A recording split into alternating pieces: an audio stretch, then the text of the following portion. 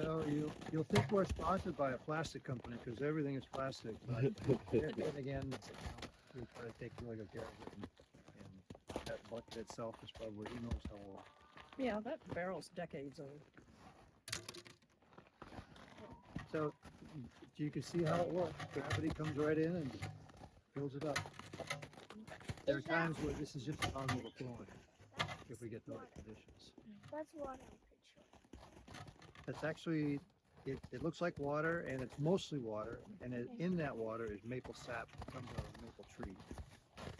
And so the water freezes on top there? It was cold last night. Uh-huh. Yeah, it doesn't always freeze. Sometimes it's a block of ice. Right. And so do you wanna take the ice too, or are you still just taking the Like this here, we'll take the ice with it. And then we have a filter, a screen. As we're pouring it in, you'll see when we get it over there. The screen is a shape like that, so it catches the ice. Okay. Yeah. Right. And because that's just the water anyway. Like it just takes out a little bit of a step for you almost. Kind of, right? I think the ice is mostly water, but if there's one element of sugar in it, we'll It still tastes sweet. Like Right. if you Okay. grab some and eat it, it's still very sweet.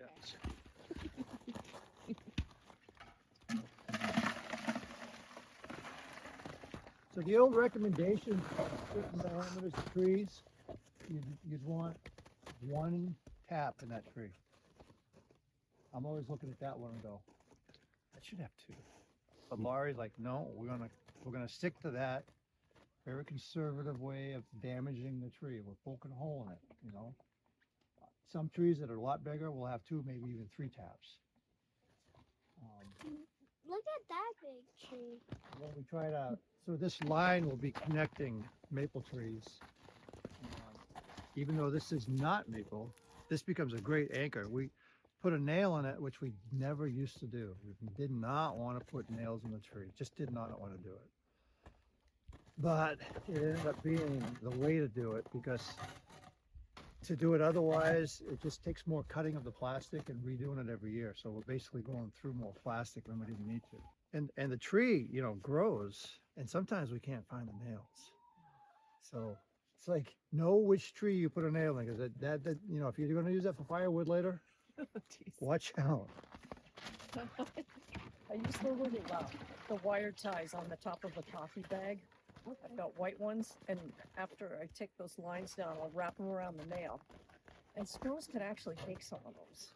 They're like, oh, I could use this in my nest. All right, so I'm not going to fill a bucket up full. We'll put a little bit in every bucket. That way we can. Good idea. I'll be saved for that.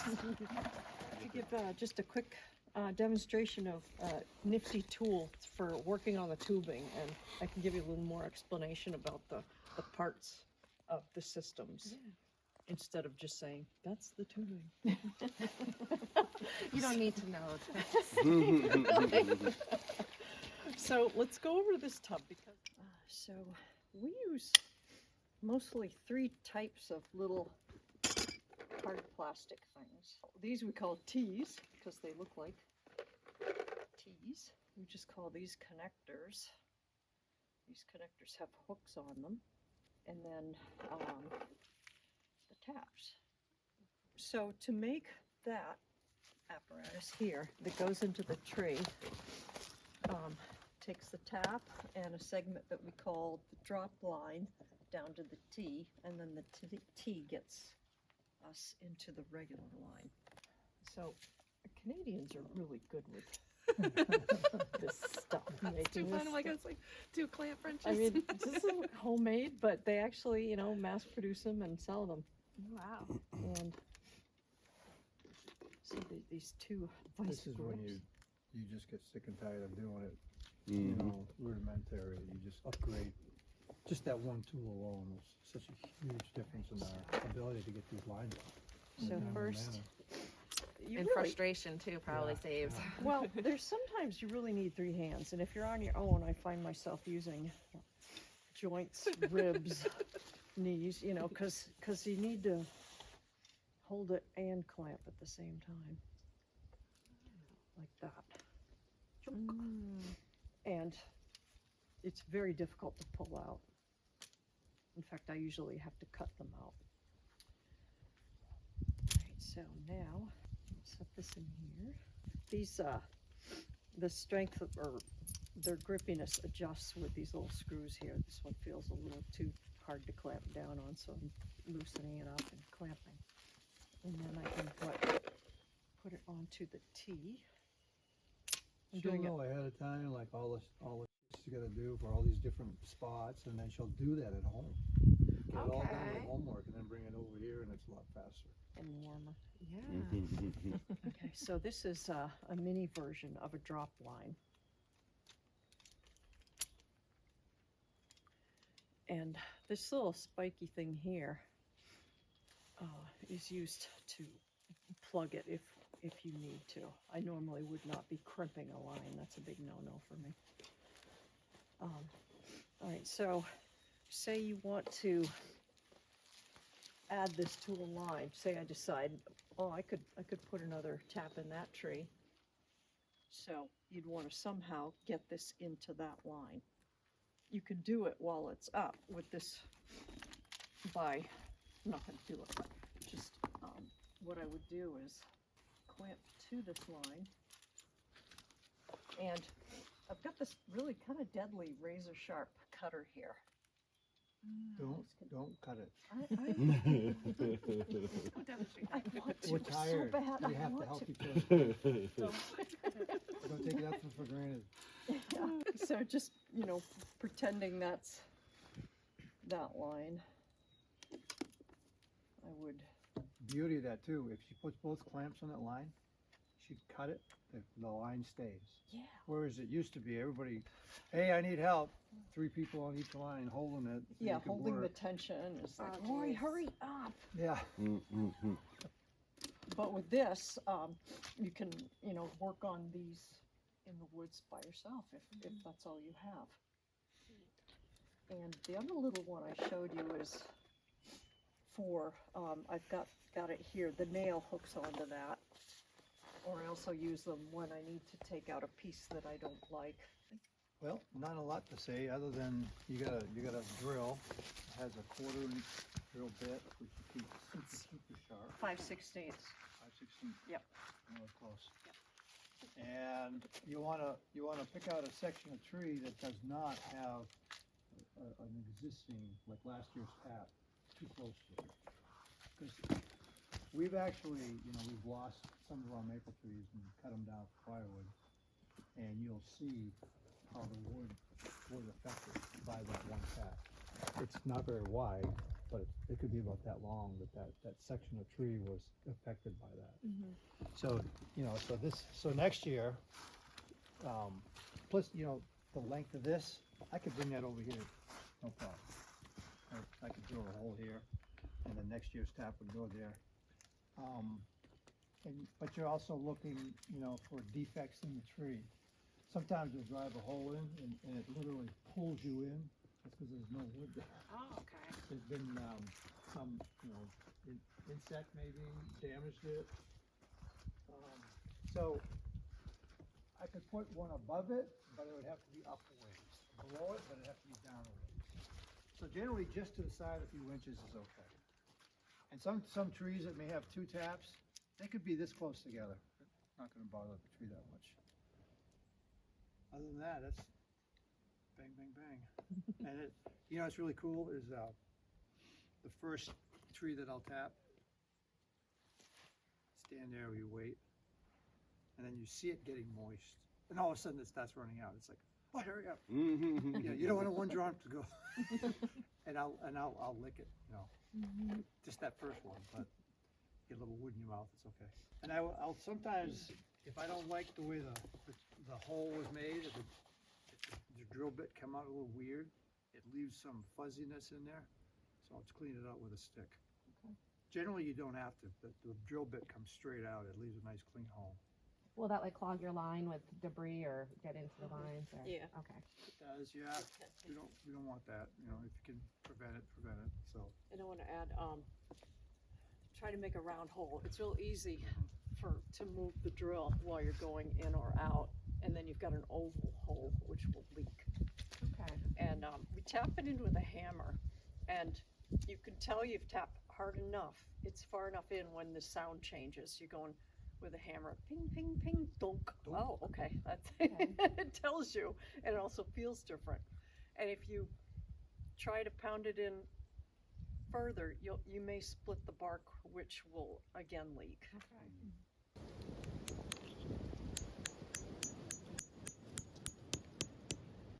And if you have to do your tapping on a day when it's really cold, you may want to go back on a warmer day and give them an extra couple taps because the temperature's changed. Above the evaporator. That's down in the basement. So what we have is we call it the barrel. There's still sap in there because we didn't know if we'd have any sap for today to boil, so we saved some, which was fine because it gave me time to go running. Laurie is really big on filtering. Everything gets filtered every time it transitions from one thing to another. So she keeps these nice and clean, and in the event that there's a lot of ice, we'll catch the ice in that. It's too big for the fleas, but that'll catch the fleas. And then it's just a matter of dumping. We always go through the filter, fill up the barrel, and then we don't want flies or anything to get in there. So in a big run, we'll have to empty these into a second one so that we have more to go gather. Okay. Yeah. And there have been times when I think we've had a couple of barrels. Yeah, we have a bigger one upstairs for the really big hauls. We call that the mother load. And we used to get them more often, and now it's not really. I mean, we can get a lot, but Yeah. this We've gotten year, a lot this year. It's been a very steady amount this year. Last year it was not much, and then all of a sudden this place was full. So all in all, do you get about the same amount of surf each year, even when it runs differently, or has there No. been a vast difference? It's a lot of fluctuation. Okay. Last year was 27 gallons. The year before that was only 15. Yeah, Okay. that's a lot of fluctuation. Right. You know, on a percent basis, and you know, it used to be probably 30 was an average, Okay. and it's dropped down. Now, do some people cook it down with gas, or does it just like to use wood? Is that how? Because I prefer it with wood smoke, but I know I've tasted some that was not. I think it was like cooked on a stovetop, or yeah, like. So is it usually always wood fire, or do people use propane? I always or? thought people really, really liked ours above anyone else's, unless someone else used wood. Okay. All right, so I always said you can't get any better than ours. That doesn't mean you can't get as good, but they better be using wood. Yeah. And so I thought it was the wood. Every time you open the door, the smoke, goes in. Because there is some of that flavor in it when you use I wood. think so. Yeah. But more to the point is that it's the length of time. Okay. Wood takes so much longer. You're getting that flavor by cooking it longer. Okay. And then some people, when they want to buy it, they want it as dark as you can get it, because it's more rich. And that's at the end of the season. It's like the trees are giving additional something Okay. that even if everything's clean and it's beautifully clear, you're still gonna get dark syrup. Some people want it really light. The important thing is it's all syrup, and it all is exactly the same as far as the bricks. They call it bricks. So, and we are licensed by the state. Yeah, they have to Which I come check really out your hate. operation. I really hate that, but it serves a purpose that we could do it without it. Well, if we were just to sell, Solon has an ordinance, a food sovereignty ordinance. So if we were to sell just in Solon and make it in Solon, we wouldn't need the license. But where we go out and about. That's interesting. So you can advocate that depending on the community that you're in. Uh-huh. Advocate for food sovereignty like that. Yeah, a lot of Okay. main towns have it right now, and it makes it so you can sell stuff from your farm Like stands. raw milk and things like that. Raw too? milk is still a little. All I think right. there's a catch with that. But with other stuff, yeah, you can. Yeah, I think meat and milk are still Meat, more milk, butter, regulated. and I'm not cheese. sure. Yeah. Mhm. All right, see what it's doing now? That foaminess there? If I don't do something about that, it will rise up, bubble up when you're not looking and be spilling over the sides.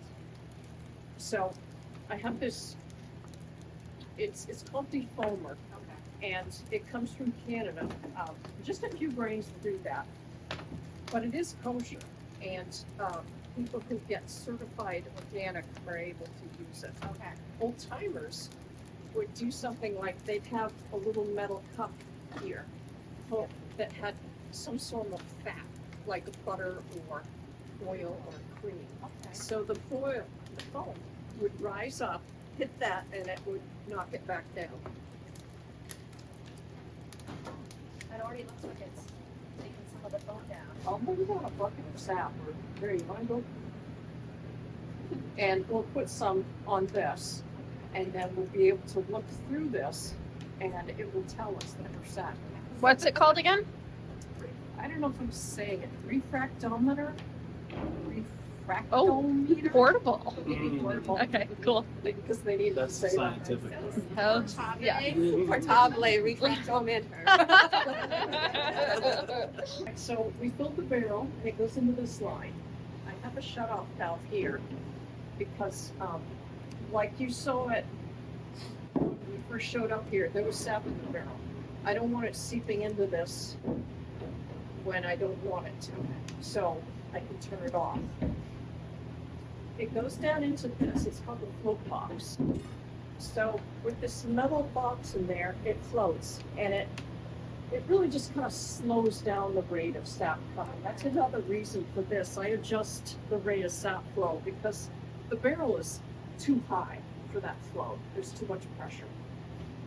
So works its way into here and travels this way, boiling. This is what's called, thank you, a drop flue pan. So you can't see it, but there are compartments extending down into here.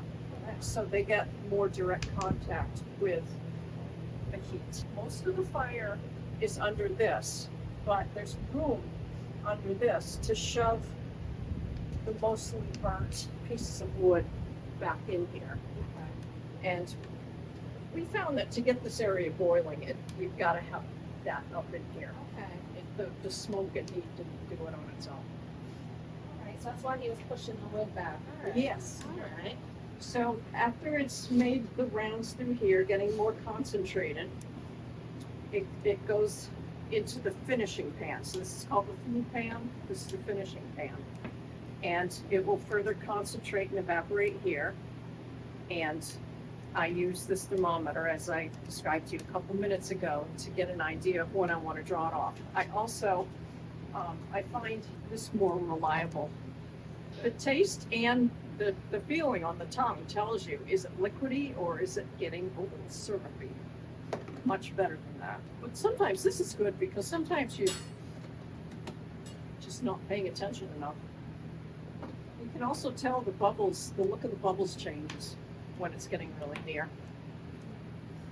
And so I set up a stainless steel pan here and a filter with a very homemade rig to hold the filter. It's behind Sikwani.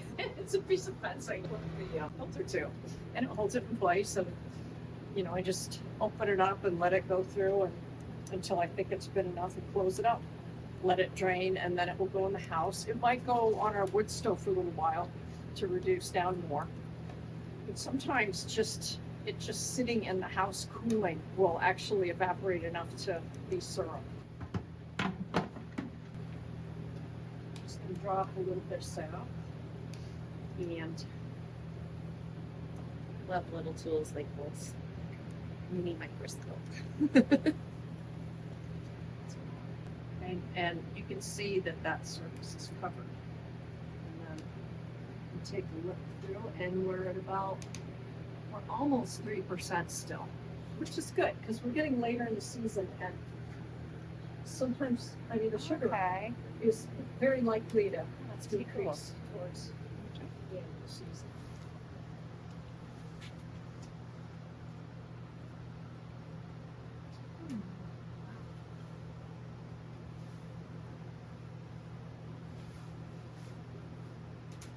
You can Look check towards the individual front. trees too, Okay. see if that tree is worked out. That's pretty cool. Can you see it? Yeah. That's a Yeah, the local syrup guys would say, don't tap red maple, it doesn't have any sugar in it. So we went forever without doing that. Then with climate change bothering our rock maple dying off, it's like, what's going on? So we decided to check the red maple. It had the same sugar content. That's crazy. We also noticed, wait a minute, he's tapping red maple. Now we'll talk about what I do after it comes out of the evaporator. So I would have filtered it with, this is called the paper filter. I filtered off the evaporator and I'll take it in the house in a pot like that. And so when I'm ready to finish making syrup, I'll put it on my stove. It's an electric stove. And there are different ways to make sure you have made syrup. And the reason why I want it to be in that range of like 66, 67% sugar is because it'll keep really well that way. It won't crystallize so much, you know, or turn into rock candy on the bottom. It's much less likely to mold. If it's thin syrup, it's very likely to spoil. Okay. And some people do that by temperature. That's kind of an old-fashioned way of doing it. Syrup boils at 219 degrees. If you're at sea level, and there's a relationship with barometric pressure. I haven't done this in a long time. Okay, so scratch what I said at first. What is it? Water boils at 212? Yeah. Okay, that's where the 219 comes from. All right, so At sea level. at sea level. So what you do to find out the temperature that your syrup should boil at that day, which can change to the day, but is if you boil water in your kitchen, if it boils at 212, you add 7 degrees, which is 219, and that's what syrup will boil at in your kitchen at that time. I use what's called a hydrometer. That's another way to do it. This is a hydrometer cup. I'll have this on the stove. I think it's getting pretty close. It's boiling. I keep defoamer next to it too because it can move. And I have this on here. And this is the hydrometer. It's glass, so you want to be careful with it. And it has 2 scales on it. One is called bricks, which bricks is a fancy word, which really just, as far as I know, means percent of sugar in it, because bricks of 66 also is the same as 66% sugar. So this has a cold test line at 60 degrees Fahrenheit of the syrup. This would float up to that line if it's at syrup. When this is boiling, I take this and submerge it, scoop it, so I gently lower it in, and when it's syrup, you're going to see just the edge of that red line. I use this for bottling. It's a real simple thing. It's just kind of like a stovepipe with a lid and a spigot. And this is another way to filter, another chance to filter. So you filter it many times throughout the process? I do. Not everybody does. I like, because I bottle in glass, I want it nice and clear. So this is, I think they call it Orlon, whatever that is. Another form of plastic, I'm sure. They used to use wool. Fortunately, we don't need everyone's socks anymore. And I actually made this. You can buy things that look like this from sugar maker suppliers. You can use it like this. You can also throw the paper filter in there too. So it's designed to work like this. I don't find that secure enough, so I close pin it. Then I take that out and I pour it in. Or if it's a real big batch, very. We have it down low when we're pouring because this is heavy. Do not have your hand over this when you're pouring. And sometimes the way you pour it, it'll actually shoot some up at you. In the kitchen, I actually have this up on a stool so that I can just draw it off like that and fill the bottles. And after you've filled them, put the lid on tight, turn it over to sterilize the lid or the cap.